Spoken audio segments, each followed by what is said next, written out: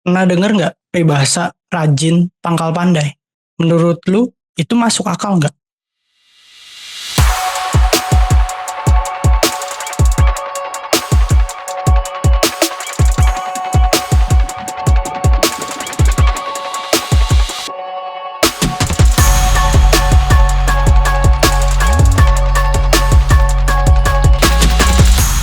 Ternyata jawabannya nggak selalu. Jadi rajin pangkal pandai itu adalah peribahasa yang tidak lengkap. Gue jelasin kenapa. Orang yang rajin nggak selalu bikin dia pandai. Karena kita nggak tahu dia rajin apakah untuk metode belajar yang benar atau enggak. Jadi pernyataan yang benar adalah rajin pangkal pandai kalau metode belajarnya benar. Tapi rajin tidak akan membuat kalian pandai ketika metode belajarnya itu salah. Dari mana nih kita tahu metode belajar kita salah atau benar? Pertanyaan kan kayak gitu. Jadi kita harus tahu dulu sebelum kita bahas sampai ke metode belajar kita benar atau enggak. Yang pertama kita harus identifikasi dulu. Kita harus melakukan self-assessment. Kita harus pahami dulu diri kita, cari tahu diri kita dulu. Kita ada di posisi mana, dan yang kedua tujuan kita apa. Yang ketiga itu apa solusi yang bisa kita lakukan. Misalkan, contoh tujuan kita pengen menjadi pemain bola profesional. Oke, kita bedah dulu. Kita pengen menjadi pemain bola profesional. Kita harus tahu dulu posisi kita di mana, biar tujuan ini tuh nggak cuma angan-angan aja, alias bisa kita capai pada akhirnya. Kita pengen jadi pemain bola profesional. Mungkin kalian bisa lebih spesifik lagi. Kalian pengen jadi pemain bola profesional di usia berapa? Profesional ini diperjelas lagi di klub apa gitu ya. Profesional nih levelnya semana? Apakah dia setiap tahun menang trofi? Apakah dia setiap tahun menang piala tertentu? Profesionalnya semana? Itu diperjelas dulu teman-teman. Jadi kita ambil contoh, kita pengen jadi pemain bola profesional yang menang piala dunia dan kita pengen jadi top skor piala dunia.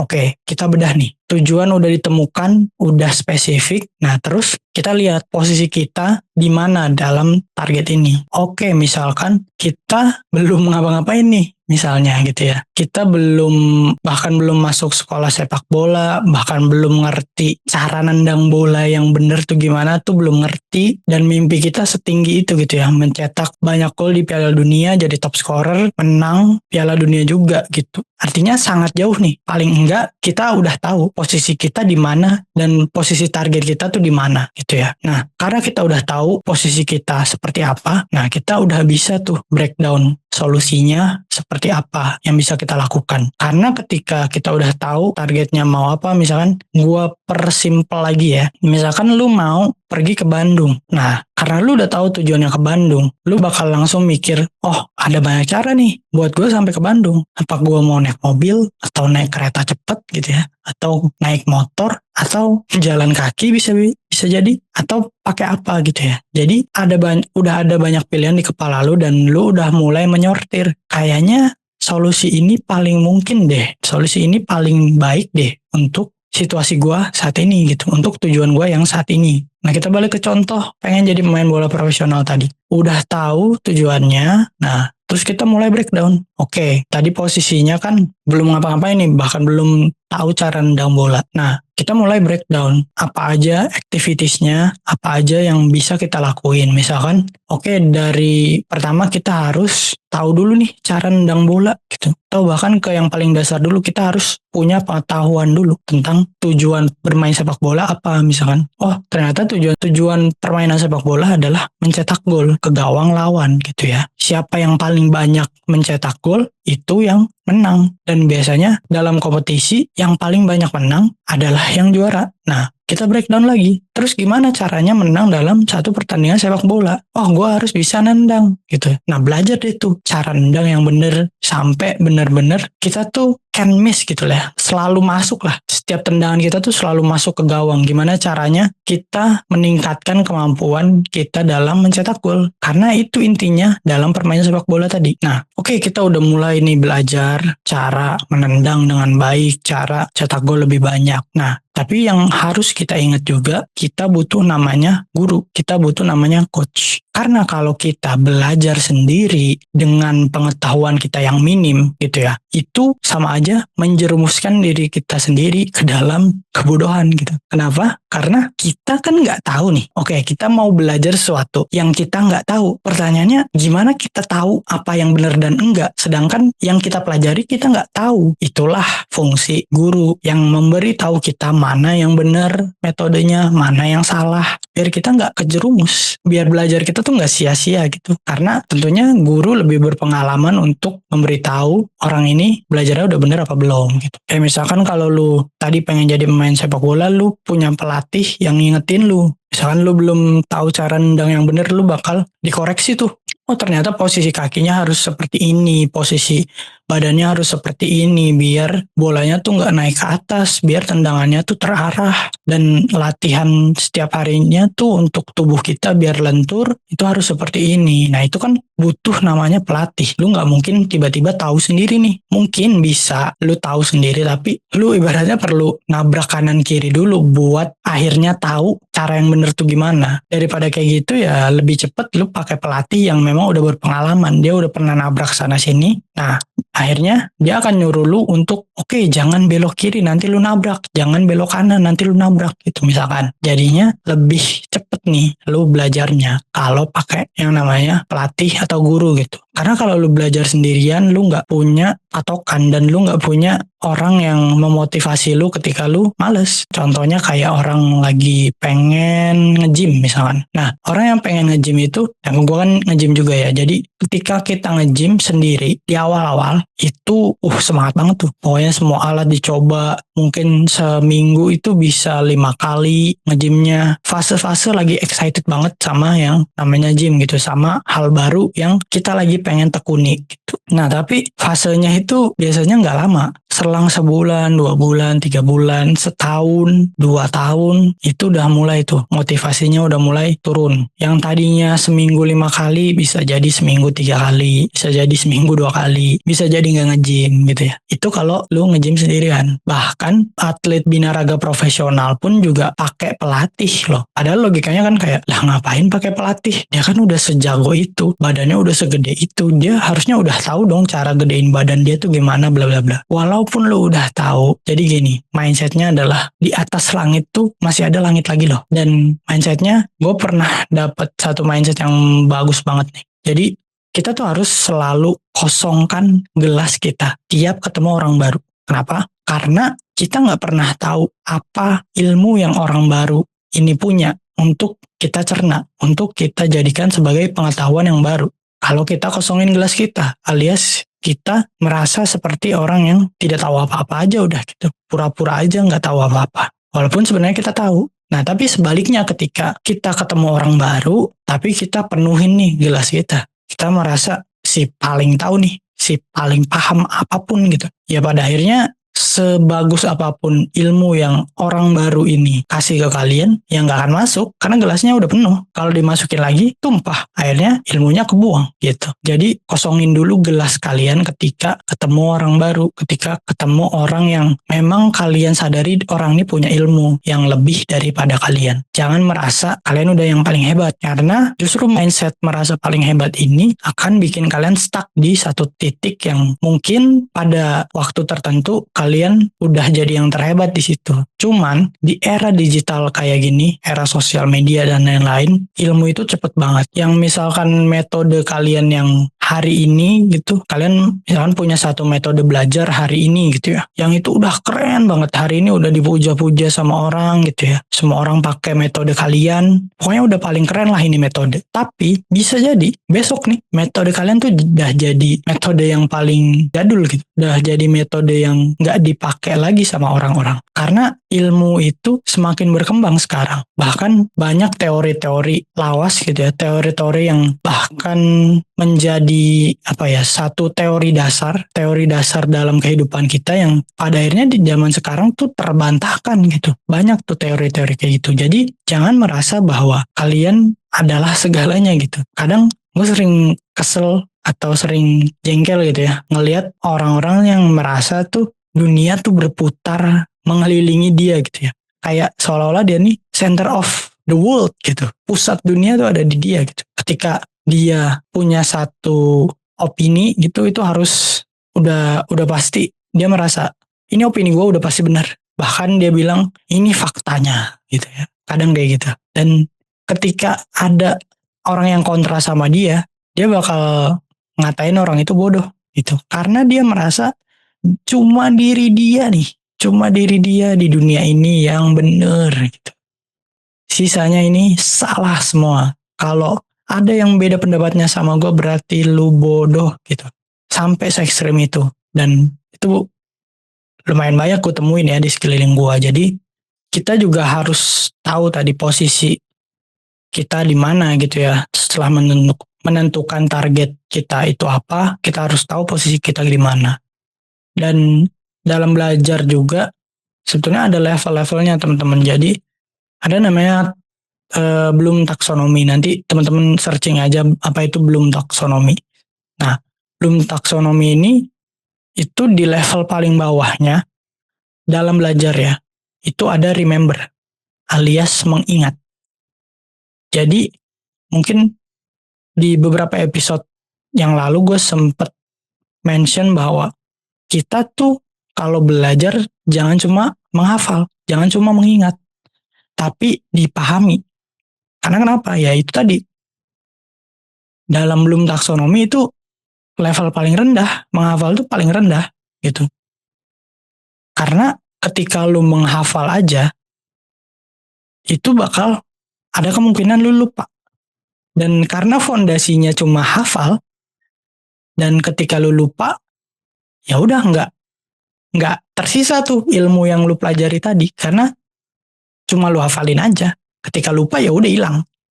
Nah, coba makanya tingkatin lagi, bukan menghafal tapi memahami. Nah, memahami ini kalau nggak salah dia tuh ada di level 2 atau 3 dalam belum taksonomi belajar gitu ya. Nah, ketika kenapa lu harus memahami bukan cuma menghafal? Jadi ketika lu memahami apa yang lu pelajarin, kalaupun lu lupa, misalkan pengertiannya tentang apa gitu, pengertian secara etimologinya tuh gimana, secara bahasa tuh gimana, mungkin lu lupa kata per katanya.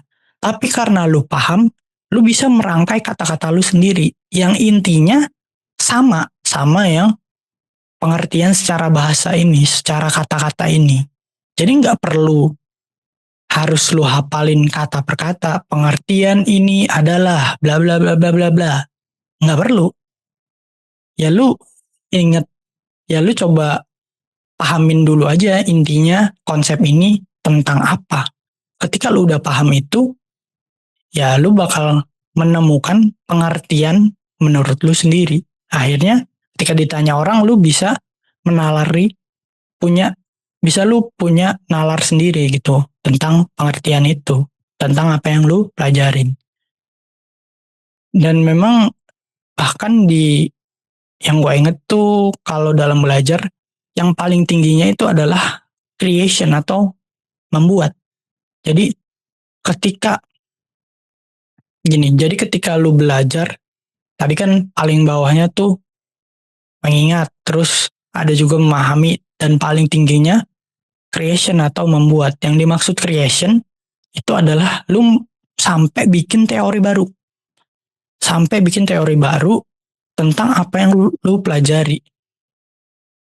Nah, jadi gitu tahapannya teman-teman. Cara kita tahu eh, apa yang kita pelajari ini udah berimpact sama kehidupan kita apa enggak, ya di situ. Ketika dirasa lu cuma ngafalin doang dan akhirnya lupa, ya lu akan nggak dapat apa-apa dari apa yang lu pelajari.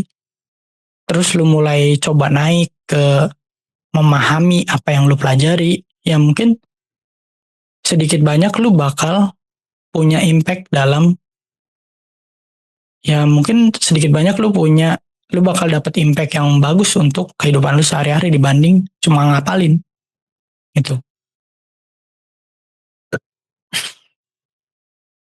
Nah, ketika lu udah memahami, nah ini adalah hal yang agak tricky juga ya. Jadi sebenarnya memahami apa yang lu pelajari itu bagus. Tapi kalau cuma berhenti di memahami aja, ya nggak akan jadi apa-apa juga gitu ya. Jadi setelah lu memahami apa yang lu pelajari, misalkan tadi lu coba belajar gimana caranya cetak gol gitu ya. Lu kan tadi mau jadi pemain bola misalkan. Nah lu udah paham nih teorinya. Oh ternyata kalau gua mau nendang bola, oh perkenaan kakinya harus seperti ini gitu ya. Posisi kaki gua harus seperti ini, posisi tangan gua seperti ini, posisi badan gua seperti ini gitu. Lu udah tahu nih secara teori. Nah, tapi lu nggak pernah praktekin, alias lu nggak pernah melakukan itu dalam pertandingan asli atau bahkan dalam latihan lu. Nah, apa yang terjadi ketika lu nggak pernah benar-benar melakukan teori itu? Yang terjadi adalah lu nggak akan tahu apa tantangan ketika lu mengaplikasikan itu.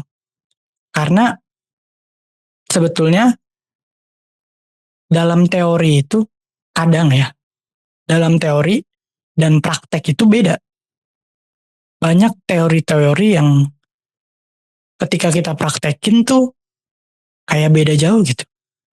Kayak lebih banyak tantangannya ketika kita mempraktekkan. Contoh misalkan, teorinya kan kalau misalkan kita nendang bola, ya kita cukup ayunin kaki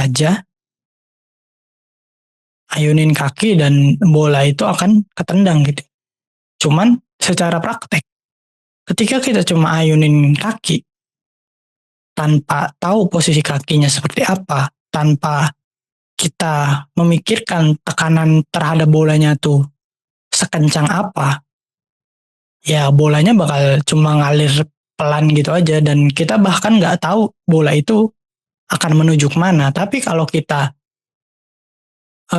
ambil ancang-ancang yang benar gitu ya saat nendang bola, kita arahin ke arah sisi gawang yang kita mau, kita kasih tekanan terhadap bolanya tuh seperti yang kita mau, apakah keras, apakah pelan, bahkan dalam teknik tendangan kan macam-macam tuh ya, ada yang namanya flashing, ada yang namanya uh, knuckleball dan lain sebagainya gitu. Cara menendang bola tuh ternyata banyak banget, bukan cuma satu cara gitu ya.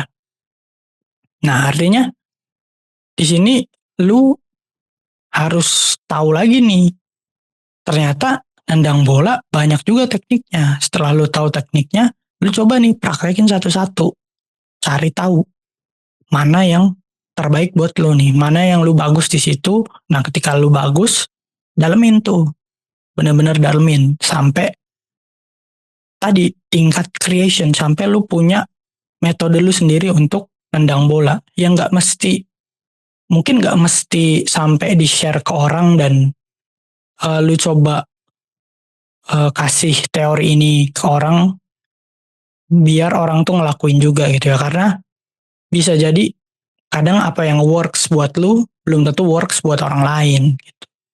Tapi seenggaknya lu punya metode lu sendiri pada akhirnya. Dan lu udah secara natural bisa menendang bola dengan baik gitu ya, tanpa mikir gitu. Itu adalah salah satu patokan ketik. Itu adalah salah satu patokan ketika belajar lu, apa yang lu pelajari itu masuk ke dalam otak lu. Itu adalah lu nggak perlu mikir untuk melakukan itu.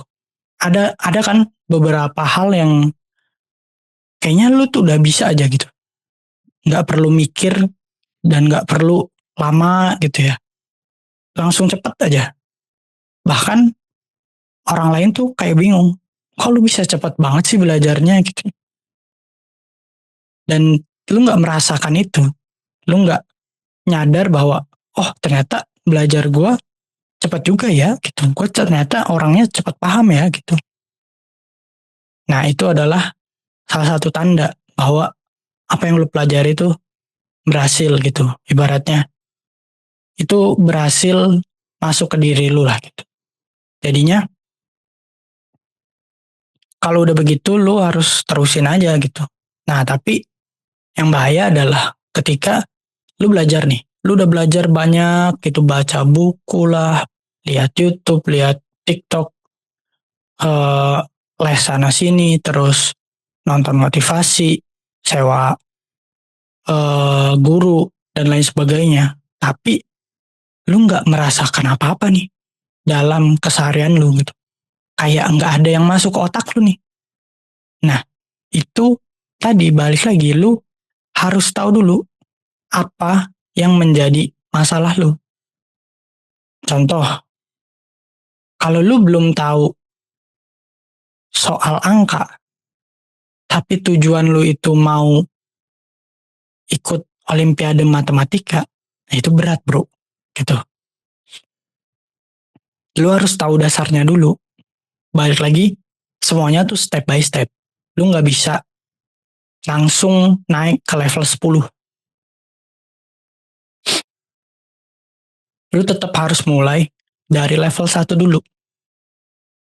Setelah itu baru naik sampai nanti lu ke level 10 gitu. Karena kenapa? Kalau lu langsung lompat, mungkin bisa lah. Lu langsung lompat ke level 10 gitu. Langsung yang ke level terakhir misalkan. Itu bisa. Tapi lu nggak akan bertahan lama. Lu nggak akan bertahan lama di level 10 itu. Karena lu belum tahu level 1 sampai 9-nya tuh kayak gimana. Pada akhirnya lu bakal turun terus sampai ke level 1 lagi. Ending-endingnya lu bakal belajar dari awal lagi. Karena ya memang seperti itu, belajar tuh nggak bisa langsung cepat gitu ya. Nggak bisa langsung tiba-tiba jago gitu ya. Bahkan eh, orang-orang yang dianggap punya bakat, kalau kita bedah, kalau kita bedah, kalau kita bedah kehidupannya itu ya sebenarnya mereka sudah terbentuk secara rasional gitu ya dari latihan-latihan yang mereka lakukan. Walaupun mereka nggak sadari itu ya, itulah yang gue bilang tadi, udah secara natural, bahkan dia tuh nggak berasa kalau dia udah jago gitu ya.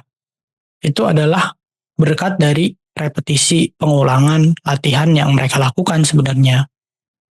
Karena udah eh, sering melakukan, jadi itu tuh udah kayak menyatu dalam diri mereka gitu. Contoh kayak lu, misalkan pertama kali nih naik motor, pasti nggak langsung jago dong. Misalkan lu belum tahu nih cara nyalainnya gimana. Bahkan lu nggak tahu cara nyalain motornya gimana.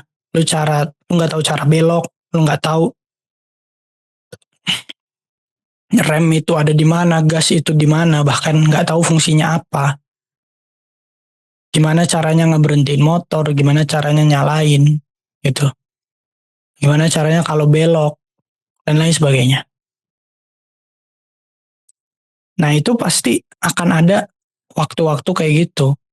Kayak lu baru pertama kali naik motor, tapi ketika lu udah belajar naik motor berulang-ulang kali, itu lu udah nggak mikir lagi tuh. Ketika lu belok kanan, lu udah otomatis aja gitu, udah. Oh kalau belok kanan berarti gue sen kanan dulu, gue miringin nih stangnya, gasnya segini, belok deh gitu. Itu udah di luar kepala. Bahkan gue ngejelasinnya tuh nggak perlu mikir lagi. Nah itu sama kayak kalau kita belajar. Nah kalau pas awal kita belajar ya maklum aja, wajar aja kalau kita banyak nggak taunya. Nah tapi kita harus tahu juga apa yang kita nggak tahu dulu nih. Nah biar progresnya nih lebih cepat. Karena kalau kita bahkan nggak tahu apa yang mau kita pelajarin, apa tujuannya, ya apa yang kita breakdown, solusinya pun bakal salah juga pada akhirnya gitu. Karena bahkan pertanyaan yang salah juga bisa mengundang jawaban yang salah. Jadi kalian harus tahu dulu apa yang kalian mau capai, apa yang kalian mau pelajari. Jangan, misalkan kalian mau pelajari untuk, misalkan kalian pengen jadi pengusaha yang sukses. Pengen jadi pengusaha sukses. Pertanyaannya, pengusaha apa yang kalian pengen sukses di situ? Usaha apa yang kalian pengen lakukan? Pengusaha tuh banyak loh. Pedagang bakso itu pengusaha. Pedagang cilok itu pengusaha. Orang yang punya perusahaan itu juga pengusaha. Orang yang punya bank itu pengusaha. Banyak pengusaha nih harus spesifik gitu ya. Karena semakin spesifik tujuan kalian, kalian bakal semakin spesifik juga tuh cara mencapainya. Ibaratnya kalau kalian punya mimpi nih, kalian juga harus tahu, bukan harus tahu, kalau kalian punya mimpi nih, kalian juga tahu cara mencapainya gimana.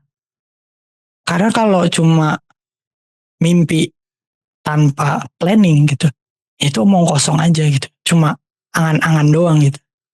Bahkan kalian, ya gimana, kalian punya mimpi, pengen mencapai mimpi kalian. Ya kalau pengen doang, semua orang pengen. Pertanyaannya, kalau kalian pengen mencapai mimpi itu, gimana caranya? Nah, itu yang perlu kalian pikirin. Nah, terus gimana cara kita tahu solusinya udah bener apa belum nih dengan tujuan kita tadi? Misalkan lu punya mimpi tadi jadi pemain sepak bola yang main di Piala Dunia, top skor, menang Piala Dunia juga lagi gitu. Nah, lu udah tahu tujuan lu kayak gitu. Nah, jadi kalau udah tahu tujuannya, mulai breakdown. Activitiesnya apa? Plannya kayak gimana? Piala Dunia itu berarti 4 tahun sekali. Ya, 4 tahun sekali. Nah, umur lu berapa nih sekarang? Misalkan umur lu baru 10 tahun gitu. Dan sekarang lu udah masuk di satu SSB gitu ya. Satu sekolah sepak bola yang usianya 10 tahun juga gitu. Nah, artinya dari umur 10 tahun ini, nah, di breakdown juga Piala Dunia kapan yang lu mau main di situ. Dan gimana caranya sampai lu masuk Piala Dunia? Pasti ada tahapannya. Tahapannya gimana? Nah, tahapannya berarti dari lu SSB gitu ya, dari lu masuk sekolah sepak bola, gimana caranya lu biar bisa main di Piala Dunia? Caranya adalah lu masuk tim nasional sepak bola gitu. Lu harus diseleksi dulu gitu. Lu harus terpilih sebagai pemain tim nasional dulu. Nah, gimana caranya biar kepilih? Nah, lu main yang bagus. Biar nanti ada scouting namanya. Ada tim kepelatihan yang memang biasanya disebar ke beberapa SSB gitu ya. Yang tugasnya nih ngeliatin nih. Wah, mana nih anak-anak yang bisa gue ambil buat tim nasional gitu. Nah, kayaknya lu main yang bagus nih. Cari tahu gimana caranya bermain yang bagus. Dan lebih spesifik lagi, lu untuk menjadi tadi top scorer, artinya lu harus main di posisi apa? Otomatis yang paling besar kemungkinannya adalah striker alias pemain depan. Karena dia bahkan punya tugas untuk mencetak gol. Itu jadi ini selaras sama apa yang menjadi tujuan lu. Kalau misalkan lu tujuannya jadi top scorer gitu ya, pencetak gol terbanyak di Piala Dunia, tapi posisi lu kiper. Ini kan nggak make sense ya. Walaupun Ya kemungkinan selalu ada, cuma ini kemungkinannya paling kecil banget dong. Ya mungkin ada zaman dulu tuh beberapa kiper nih sering dikasih kesempatan buat ngambil penalti gitu ya, ngambil tendangan bebas gitu. Ketika ada pelanggaran dan bahkan dulu tuh kiper kan di belakang ya posisinya. Dulu kiper tuh bisa giring bola ke depan sampai cetak gol. Walaupun sekarang juga bisa, tapi kemungkinannya kecil banget karena udah makin maju nih sepak bolanya gitu. Nggak segampang itu seorang kiper bisa ngelewatin banyak pemain sampai akhirnya dia cetak gol. Artinya kemungkinannya kecil banget ketika lu pengen jadi top scorer Piala Dunia tapi posisi lu kiper. Nah, jadi buat teman-teman yang punya uh, konsep yang sama gitu ya, kayak uh, kalau teman-teman punya kondisi yang sama kayak seorang kiper yang pengen jadi top scorer di Piala Dunia, ya baiknya diganti deh gitu. Misalkan kalau emang goalsnya mau jadi top scorer di Piala Dunia, ya jangan jadi kiper. Kalau emang lu kiper, ya top scorer di Piala Dunia itu bukan goals yang tepat. Ya kalau lu kiper, taruh aja tujuan lu itu adalah atau goals lu untuk menjadi kiper terbaik dengan clean sheet terbanyak. Nah, itu lebih make sense. Clean sheet itu adalah jumlah kebobolan yang paling sedikit justru. Jadi uh, semakin sedikit kebobolan akan semakin besar pula kemungkinan lu memenangkan penghargaan itu. Ya kayak gitu aja. Jadi sesuaikan sama kondisi lu juga, sesuaikan sama posisi lu juga gitu. Jangan juga memaksakan sebuah mimpi yang ibaratnya nggak make sense sama apa yang lu lakuin juga gitu. Kayak mungkin contoh ekstrimnya adalah, oke, lu seorang kiper dalam tim sepak bola, tapi cita-cita lu nih, mimpi lu adalah lu pengen menang kejuaraan rugby. Nah ini udah nggak nyambung nih gitu kan. Ibaratnya ya lu kalau mau jadi juara rugby ya lu main rugby lah gitu. Ngapain lu jadi kiper sepak bola tapi mimpi lu juara rugby gitu. Atau lu pemain rugby yang pengen jadi juara sepak bola, ya udah nggak make sense gitu. Jadinya ya ini adalah salah satu gunanya kita punya guru, kita punya pelatih.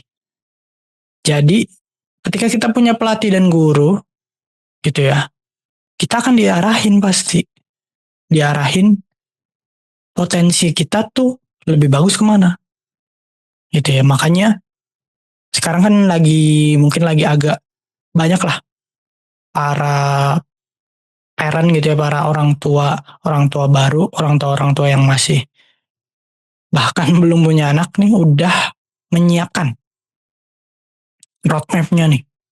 Gimana nanti kalau gue punya anak, gue bakal kasih program A, B, C, D, F, G gitu. Biar sampai dia jadi gitu. Misalkan ada orang tua yang pengen anaknya jadi pemain bola. Dia udah siapin tuh.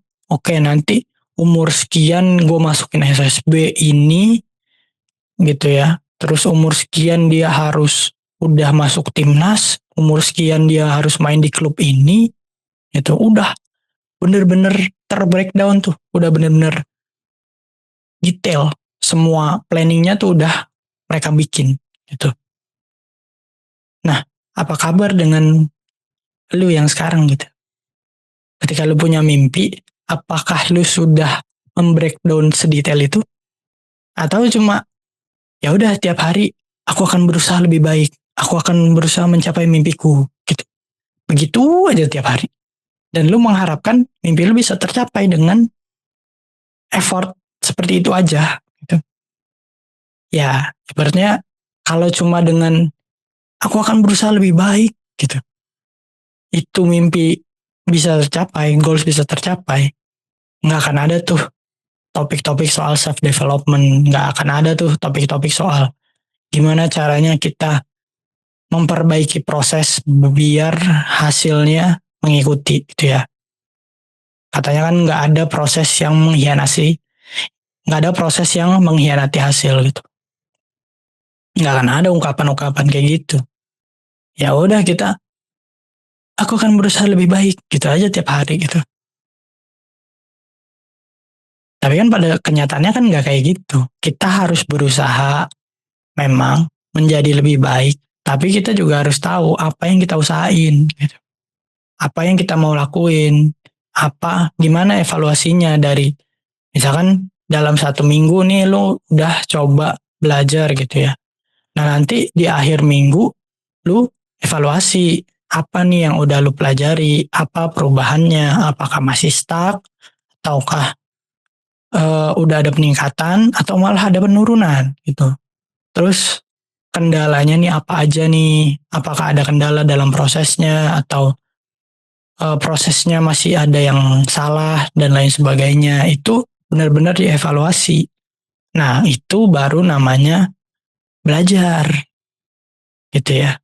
Bukan ketika misalkan lu belajar sesuatu nih, udah nih baca, ya udah habis itu lu tinggal aja gitu, nggak jadi apa-apa, udah kayak jadi ya udah ngisi waktu luang doang, nggak jadi sebuah ilmu yang bisa menjadi value added buat lu gitu, bisa jadi nilai tambah buat lu ke depannya gitu, sebagai pribadi yang bertumbuh.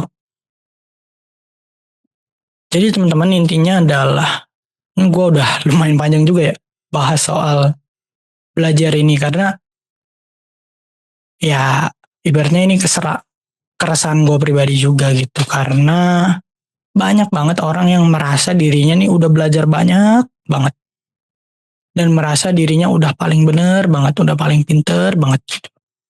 Tapi padahal cara belajarnya nih kadang kurang tepat gitu teman-teman. Yang pada akhirnya dia jadinya bukannya pinter tapi malah keblinger ibaratnya. Dia merasa diri dia pinter padahal enggak gitu. Jadinya udah bias aja gitu pemikirannya. Nah, maksud gue adalah kita jangan jadi orang yang seperti itu gitu. Kita belajar dari nol lah, langsung gimana caranya kita mau mencapai mimpi-mimpi kita. Kita harus tahu dulu teorinya, tahu dulu sejarahnya seperti apa, tahu dulu tujuannya mau apa, di mana posisi kita sekarang, apakah kemungkinannya seperti apa, apakah ini terlalu sulit untuk kita, apakah ini terlalu mudah untuk kita, apa justru kita udah hampir mencapai ini gitu. Semuanya harus di breakdown, semuanya harus spesifik. Nah, ini juga yang perlu digarisbawahi juga dalam kalian membuat sebuah target atau kalian punya mimpi, coba lebih spesifik gitu. Kayak tadi misalkan, pengen jadi pemain bola profesional. Nah, pemain bola profesional banyak. Lu mau main di klub apa? Lu mau pencapaiannya seperti apa gitu. Oke, contoh tadi, lu mau jadi pemain sepak bola profesional yang memenangkan Piala Dunia dan menjadi top skor di Piala Dunia. Berarti lu harus masuk tim nasional. Nah, baru tuh breakdown lagi bla bla bla bla bla, gimana caranya? Itu baru namanya mimpi yang bisa tercapai. Bukan yang cuma lu punya mimpi tapi nggak tahu gimana caranya mencapai itu. Itu omong kosong doang. Artinya lu harus tahu ketika lu punya mimpi, lu harus bertanggung jawab gimana caranya lu capai mimpi itu. Dan lu harus punya target sama diri lu sendiri. Seberapa lama lu mau capai mimpi ini, gitu. Dan gimana komitmen lu terkait progres mimpi lu ini. Ya masa ketika lu mau mencapai mimpi lu gitu, ya mentang-mentang ini mimpi lu, ya udah lu leha-leha aja. Ya udah, yang penting progres deh gitu. Nah, ini adalah ada namanya sindrom Atlaser. Jadi Atlaser ini adalah orang-orang yang suka ya udah gitu. Effortnya tuh dibikin sedikit aja deh gitu. Oh ya udah deh, besok aja. Ya udah deh. Yang penting udah mencoba kok gitu. Ini tuh kayak kau mendang mending gitu. Ya masih mending lah, masih mending lah, masih mending lah gitu. Padahal ini nggak sama sekali nggak mending gitu. Mendingnya mereka nih ibaratnya kadarnya nih sedikit banget gitu. Ibaratnya kalau dari level ya. Misalkan mending yang mereka maksud tuh dari level 1 ke level 1,1 gitu. Beda 0,1 doang gitu. Itu yang mereka sebut kadang sebuah progres. Ya kalau goals lu ke 10, lu masih posisi lu di 1. Nah, goals lu nih ke 1 juta. Sementara progres lu dari 1 ke 1,1, 1,2, 1,3. Ya bayangin aja. Sampai kapan lu mau meraih 1 juta itu kalau progres lu sepelan itu. Gitu. Jadi harus juga realistis sama yang namanya target. Harus juga tahu apa yang harus lu lakukan, planningnya seperti apa. Jadi harus selaras gitu ya. Kalau targetnya besar berarti planningnya juga harus disesuaikan. Kalau targetnya kecil, planningnya juga disesuaikan gitu. Jangan seenak-enak kalian aja gitu bikin planning yang ya udah bikin planning doang, nggak dikerjain. Besoknya bikin planning lagi, nggak dikerjain lagi. Misalkan kayak lu punya planning buat baca 10 lembar per hari gitu. Misalkan lu terapin reward dan punishment gitu ya. Ketika lu berhasil membaca 10 halaman dalam sehari, lu akan ngasih reward diri lu makan es krim misalkan. Nah, tapi kalau lu nggak berhasil baca 10 halaman dalam sehari, lu bakal menghukum diri lu sendiri. Hukumannya apa? Hukumannya besoknya ditambah 10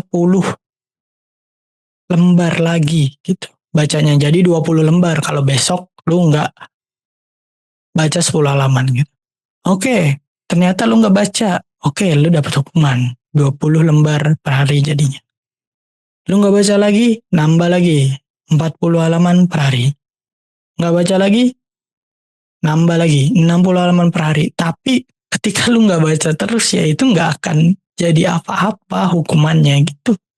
Lu juga harus namanya disiplin sama target yang lu buat, planning yang lu buat. Lu harus juga berkomitmen benar-benar nyelesain itu. Gitu. Makanya dikasih jangka waktu, dikasih reward, dikasih punishment itu tujuannya buat apa? Buat memacu diri lu itu biar benar-benar ngelakuin gitu. Biar berprogres. Dan progresnya nih bisa semakin cepat. Dan semakin cepat progres, itu bakal semakin cepat juga kalian mencapai goals kalian. Jadi jangan sampai kalian ketika belajar itu ya udah cuma sekedar belajar aja, cuma sekedar baca aja, tanpa tahu tujuannya nih mau kemana. Apa impact yang kalian harapkan dari belajar itu. Karena kalau kalian nggak tahu tujuannya belajar ini apa, ya mendingan gak usah belajar deh. Karena ibaratnya belajar dengan metode yang salah itu udah kayak kalian udah punya poin 1000.